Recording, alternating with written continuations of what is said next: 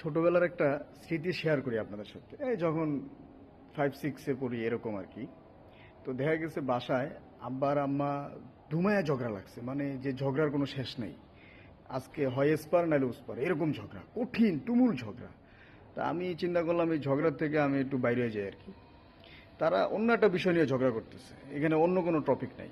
তা আমি আস্তে করে সাইড দিয়ে যখন একটু বাইরেতে যাব, মানে গেছি বাইরে, পাস হয়ে গেছি, এর ভিতরে আম্মার চোখে আমি ধরা পড়েছি, আমি যাচ্ছি। তা হুট করে তাদের ঝগড়ার বিষয়বস্তু চেঞ্জ।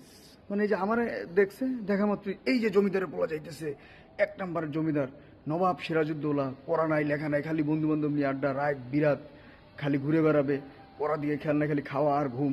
ওমা, পুরো ঝগড়ার বিষয়বস্তু চেঞ্জ। আর এই কথা শুনে আব্বাও দেখা গেছে ঝগড়ার বিষয়বস্তু চেঞ্জ করে আমার পিছনে লেগে গেছে, এই তুই তারা আজকে তোর খবর আছে। শেষ পর্যন্ত দিলাম দৌড়, দৌড় দিয়ে পালানো ছাড়া আর আমার উপায় নেই। পরে দূর থেকে হতবাক হয়ে চায় থাকলাম যে কিরে ভাই, আমার কি দোষ।